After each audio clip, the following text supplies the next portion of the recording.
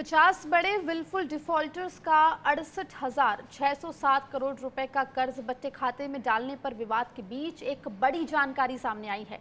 अंग्रेजी अखबार the new Indian express के अनुसार एक आरटीआई से ये बात सामने आई है कि बैंक बट्टे खाते में डाले जाने वाले कर्ज का केवल 10% हिस्सा ही वसूल कर पाते हैं। यानी बट्टे खाते में डाली गई 90% कर्ज की रकम कभी वापस ही नहीं आती। बैंकों ने साल 2015-16 से 2018-19 के बीच कर्ज के 4,32,584 करोड़ रुपए बट्टे खाते में डाल दिए, लेकिन इसमें से केवल 45,659 करोड़ रुपए ही वापस आ सके।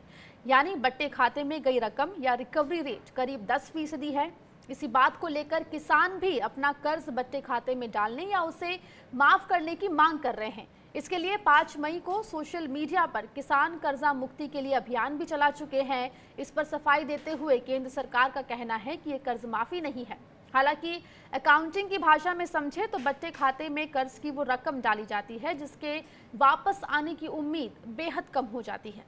इस पूरे मुद्दे पर किसान नेता चौधरी पुष्पेंद्र से फोन पर बात की है स्वराज एक्सप्रेस की एग्जीक्यूटिव प्रोड्यूसर अनिका एरन ने। आइए सुनते हैं और इस मुद्दे पर और ज्यादा बातचीत करते हैं। हमारे साथ चौधरी पुष्पेंद्र सिंह किसान नेता जुड़ गए हैं फोन लाइन पर। पुष्पेंद्र जी, ये बताएं, अब जो ताज़ा फिगर जो आरटीआई के जरिए सामने आई है कि जो कॉरपोरेट्स के बट्टे खाते में जो राइट ऑफ कर दिया जाता है, जो एनपीएस बन जाते हैं, उससे जो वसूली है वो पहले जहां 15 से 20% का एक फिगर था वो अब घटकर 10% रह गया है। क्या कहेंगे आप?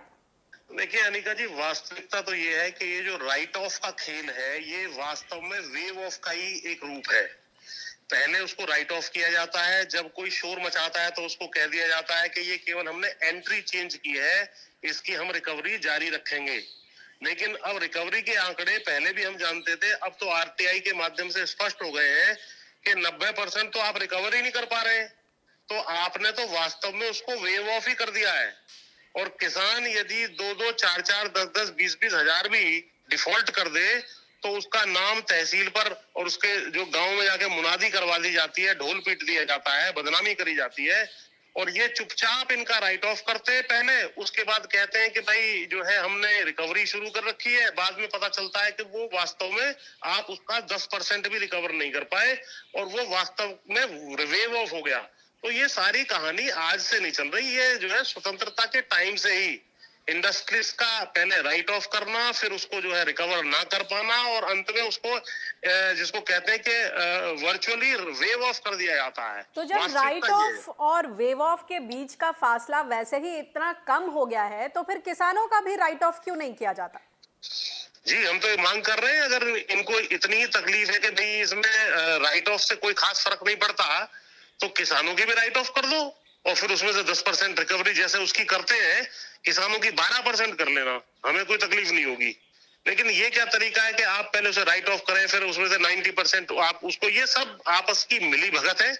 उसको जो है जनता के सामने से उस फिगर को हटाने की बात होती है। अभी आपने देखा होगा कि 30 सितंबर तक टॉप जो 50 कॉर्पोरेट्स हैं, डिफॉल्टर्स हैं, उनके 68,000 करोड़ रुपए माफ कर दिए गए, राइट ऑफ कर दिए गए। वो वास्तव में माफी हो गए, उसमें से 5-6 हजार करोड़ रुपए रिकवरी हो जाएगी 5-6 साल के अंदर और बाकी सब वो बट्टे खाते में चला जाएगा, खत्म हो जाएगा एक तरीके से।